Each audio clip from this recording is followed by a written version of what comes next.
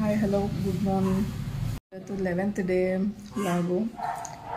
ನೈಟೆಲ್ಲ ಸ್ವಲ್ಪ ಮಳೆ ಚೆನ್ನಾಗಿ ಉಯ್ದಿತ್ತು ಮತ್ತು ಚೆನ್ನಾಗಿ ಮಲಗಿದ್ದೆ, ಯಾಕಂದರೆ ಲೇಟ್ ಆಗಿಬಿಡುತ್ತೆ ಪಾತ್ರೆ ಎಲ್ಲ ತೊಳೆದು ಮಲಗೋಷ್ಟರಲ್ಲಿ. ಬಟ್ ನೈಟು ಪಾತ್ರೆನೇ ತೊಳೆದಿಲ್ಲ ನಾನು. ಪಾತ್ರೆ ತೊಳೆಗೆ ಹೋಗಿದ್ರೆ ಇನ್ನೂ ಲೇಟ್ ಆಗಿಬಿಡುತ್ತೆ ಅಂತ ಹಾಸಿಗೆ ಬಟ್ಟೆ ಒಂದು ಹುಡ್ಕೋಕೆ ಹೋಗಿ ಅದು ಸ್ಟ್ಯಾಂಡ್ ಕಿತ್ಕೊಂಡು ಮತ್ತೆ ತೆಗೆದು ಹಾಕಿ ಎಲ್ಲ ಮಾಡಿ ಮಲಗೋಬತ್ತಿಗೆ 1 ಗಂಟೆ ಆಗಿಬಿಡ್ತು. ನೈಟ್ ಅಷ್ಟು ಲೇಟ್ ಆಯಿತು. ಸೊ ಕೆಲವೊಂದು ಪೆಂಡೆಂಟ್ಸ್ನ ಮಾಡಿಟ್ಟಿದ್ದೀನಿ.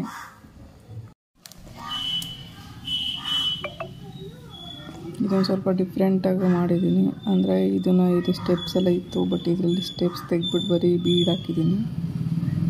ಮತ್ತು ಇದು ಡಬಲ್ ಲೇಯರ್ ಗಣೇಶನಾಗರು, ಡಬಲ್ ಲೇಯರ್ ಬೀಡ್ಸು ಗಣೇಶನಾಗರು. ಇದು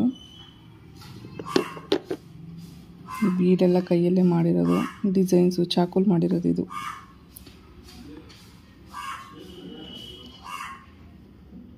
ಇದಕ್ಕೆ ಬೀಡ್ ಹಾಕಿಲ್ಲ, ಹಂಗೆ ಮಾಡಿದ್ದೀನಿ. ಇದೊಂಥರ ಲುಕ್ ಕೊಡುತ್ತೆ, ಇದೊಂಥರ ಲುಕ್ ಕೊಡುತ್ತೆ. ಈ ಬೀಡು ನೆನ್ನೆ ನೈಟ್ ಮಾಡಿದ್ದು, ಸ್ವಲ್ಪ ಡ್ರೈ ಆಗಿದೆ ಫ್ಯಾನ್ ಗಾಳಿಗೆ.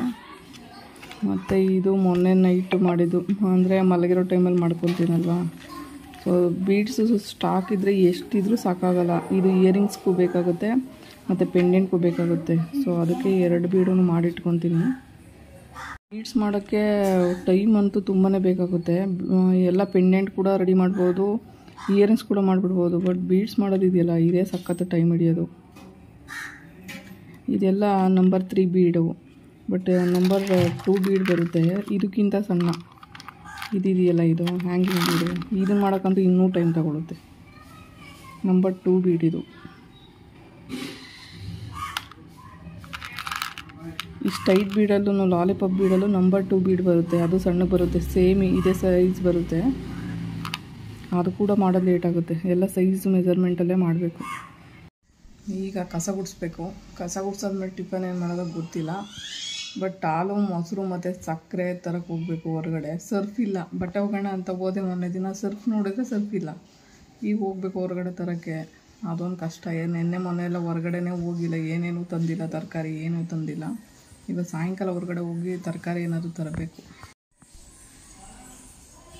ಕಸ ಎಲ್ಲ ಹಂಗೆ ಬಿದ್ದಿದೆ, ಕಸ ಕಂಪ್ಲೀಟ್ ಮಾಡಬೇಕು. ಪರವಾಗಿಲ್ಲ, ಇವಾಗ ಎನ್ಕ್ವೈರೀಸ್ ಎಲ್ಲ ಬರ್ತಾ ಇದ್ದಾವೆ, ಆರ್ಡರ್ಸ್ ಕೂಡ ಬರ್ತಿದೆ.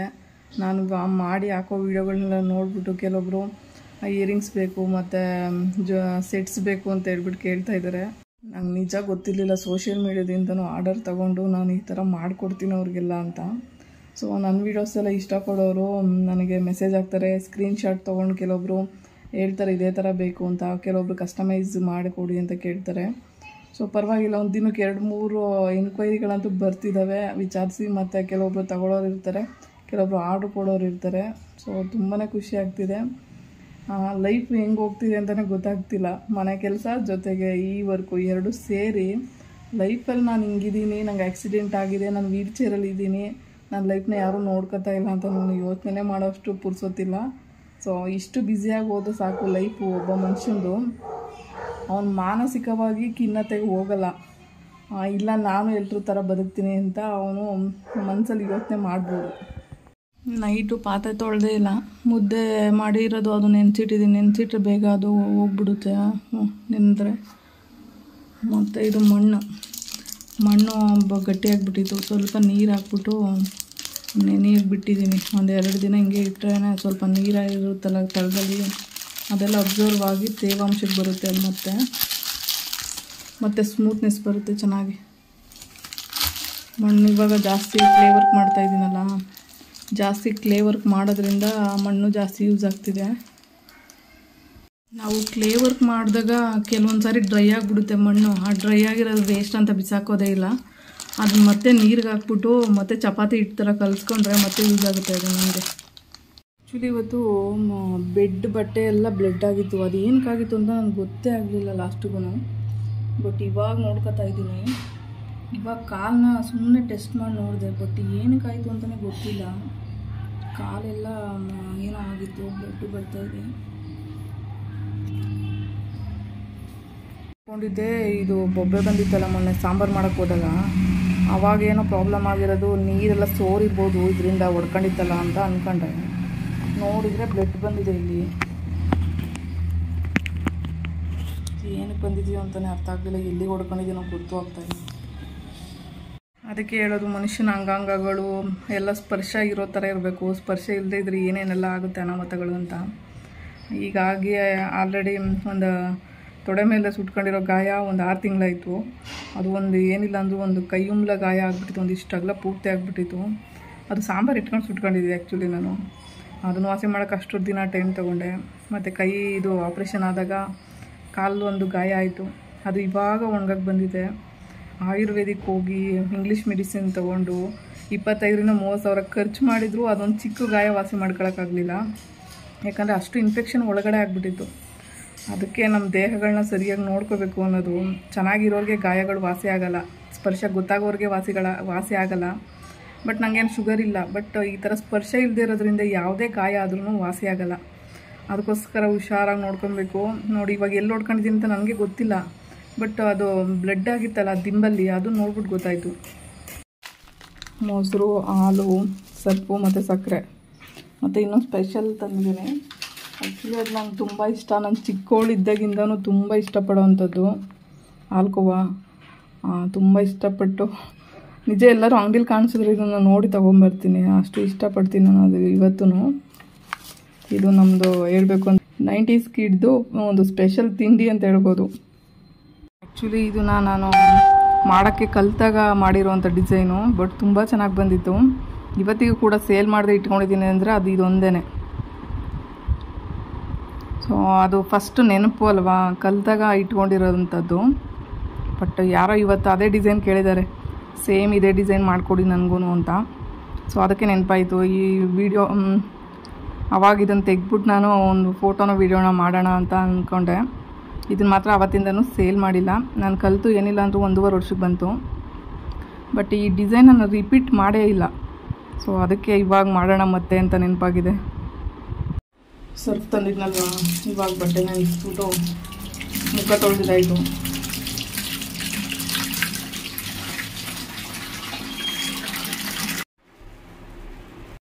ಇನ್ನೂ ಸ್ವಲ್ಪ ಅಲ್ಲೊಂದಿಷ್ಟು ಇಲ್ಲೊಂದಿಷ್ಟು ಬೆಡ್ ಮೇಲೆ ಇರೋವೆಲ್ಲ ಇದ್ದಾವೆ, ಕೆಲವೊಂದು ತಂದು ಇನ್ನೂ ಹೋಗಿ ಹಾಕಬೇಕು. ಆ್ಯಕ್ಚುಲಿ ಮೋಲ್ಡ್ ಬುಕ್ ಮಾಡಿದ್ದೆ ಒಂದು, ಇವಾಗ ಬಂದಿದೆ ಪಾರ್ಸೆಲ್ಲು. ಹೇಗಿದೆ ನೋಡೋಣ. ಪಾರ್ಸೆಲ್ ತೆಗೆಯೋದು ಒಂದು ಖುಷಿ, ನನಗೇನು ಗೊತ್ತಿಲ್ಲ. ಹೊಸ್ದಾಗಿ ಬಂದಿದ್ದು ಪಾರ್ಸೆಲ್ಗಳನ್ನ ತೆಗೆಯೋದು ಅಂದ್ರೆ ತುಂಬಾ ಖುಷಿ ಆಗುತ್ತೆ.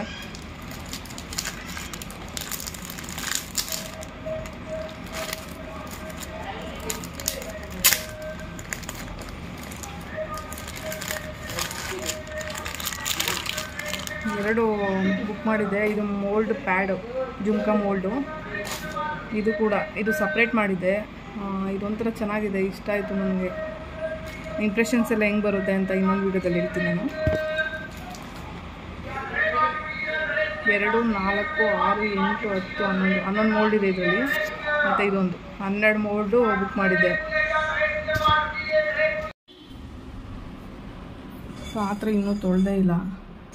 ಇವಾಗ ಪಾತ್ರೆ ತೊಳೆಯೋಣ ಅಂದ್ಕೊಂಡಿದ್ದೀನಿ, ಬಟ್ ಬಟ್ಟೆನ ಒಗಿಬೇಕು, ಮೂಡ ಎಲ್ಲ ಕವ್ಕೊಂಡಿದೆ. ಸೊ ಮಳೆಗಿಳೆ ಬಂದುಬಿಟ್ರೆ ಬಟ್ಟೆ ಬೇರೆ ಹೊರಗಡೆ ಹಾರಾಕಬೇಕು. ಅದಕ್ಕೋಸ್ಕರ ಏನು ಮಾಡೋದು ನೋಡಬೇಕು. ಈಗ ಫಸ್ಟು ಬಟ್ಟೆ ಒಗೆಯಕ್ಕೆ ಹೋಗ್ಬಿಡ್ತೀನಿ. ಬಟ್ಟೆ ಒಗ್ದಾದ್ಮೇಲೆ ಪಾತ್ರೆ ತೊಳ್ಕೊತೀನಿ. ಯಾಕಂದರೆ ಬಟ್ಟೆ ಸ್ವಲ್ಪ ಡ್ರೈ ಆಗಬೇಕು, ಮಳೆ ಬರೋಂಗಾಗಿದೆ. ಡೈಲಿ ಮಳೆ ಬರ್ತಾಯಿದೆ, ಸಾಯಂಕಾಲ ಆಗೋಷ್ಟರಲ್ಲಿ. ನಾನಿವಾಗ ಬಟ್ಟೆ ಹೋಗೋದು 3 ಗಂಟೆ ಇವಾಗ ಟೈಮು. ಮತ್ತೇನು ಒಣಗುತ್ತಾ ಇಲ್ಲೋ ಗೊತ್ತಿಲ್ಲ ನನಗೆ. ಹೊರಗಡೆ ಬೇರೆ ಹಾರಾಕಬೇಕು. ಸೊ ನೋಡಬೇಕು, ಹೊರಗಡೆ ಹಾರಾಕ್ತೀನಿ. ಹೋಗ್ದಾದ್ಮೇಲೆ ಅದನ್ನು ನೀರು ಸೋರ್ಕೊಂಡು ನಾನು ಹಾಕೋಗೋತ್ತಿಗೆ ಇನ್ನೆಷ್ಟೊತ್ತಾಗುತ್ತೋ ಗೊತ್ತಿಲ್ಲ. ಬಟ್ಟೆ ಒಗ್ದಿದ್ದು ಆಯಿತು. ಆವಾಗಲೇ 3 ಗಂಟೆ ನಾನು ಹೋದಾಗ ಬಟ್ಟೆ ಒಗೆಯೋದಕ್ಕೆ. ಇವಾಗ ಬಂದು ಪಾತ್ರೆನೂ ತೊಳೆದಿದ್ದು ಮುಗಿಸ್ಬಿಟ್ಟಿದ್ದೀನಿ. ಪಾತ್ರೆ ಕತೆನೂ ಮುಗೀತು. ಸೊ ಇನ್ನೇನಿದು ತರಕಾರಿ ತರಬೇಕು ಸ್ವಲ್ಪ. ಆಗಲೇ ಒಂದು ವಾರಕ್ಕೆ ವಾರನೇ ಆಯಿತು ಬತ್ತು ಅನ್ಸುತ್ತೆ. ನಾನು ತರಕಾರಿ ಏನೂ ತರೋದೇ ಇಲ್ಲ. ಒಬ್ಬಳೇ ಅಲ್ಲ, ಏನು ವೇಸ್ಟ್ ಆಗುತ್ತೆ ಅಂತ.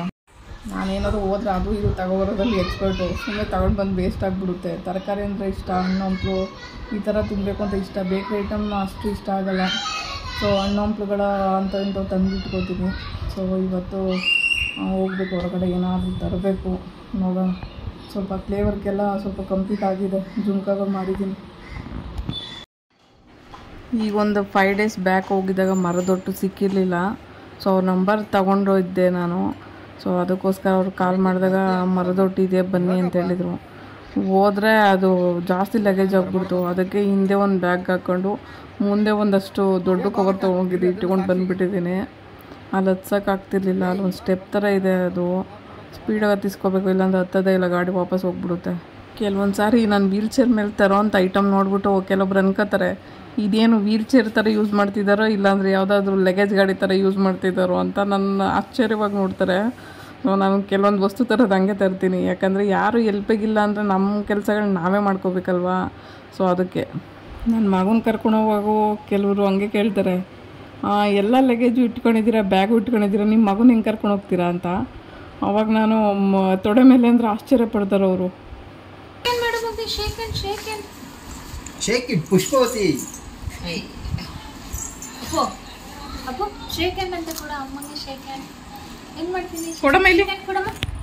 ಇಲ್ಲಿ ಕೈ ಕೊಡು, ಇಲ್ಲಿ ನನಗೆ ಪಾಪು, ಇಲ್ಲಿ ಪಾಪು ಇಲ್ಲಿ ಕೊಡಮ್ಮ. ಇಲ್ಲಿ ಕೊಡಪ್ಪ, ಇಲ್ಲಿ. ಅಯ್ಯೋ ಅವನು ನೋಡ್ತಾ ಇದ್ದೆ, ಅವನ್ನೇ ನೋಡ್ತಾ ಇರ್ತೀಯ. ನೋಡು ಏನು ಇವನೇ ಅಮ್ಮ ಆಗ್ಬಿಟ್ಟು ಇವಾಗ ಬಂದು 2 ದಿನಕ್ಕೆ. ಚಿನ್ನ ಅಲ್ಲಡಲ್ಲಿ ಅಮ್ಮ ಶೇಕ್ ಹ್ಯಾಂಡ್ ಕೊಡಮ್ಮ. ಶೇಕ್ ಹ್ಯಾಂಡ್ ಕೊಡಪ್ಪ ಪಾಪು, ಕೊಡು ಕೊಡಮ್ಮ. ಕೈ ಕೊಡಲಿ ಇಟ್ಕೊಂತೀನಿ. ಓ ದೇವ್ರೇ, ನನಗೆ ಕೊಡು, ಶೇಕ್ ಹ್ಯಾಂಡ್ ಕೊಡು.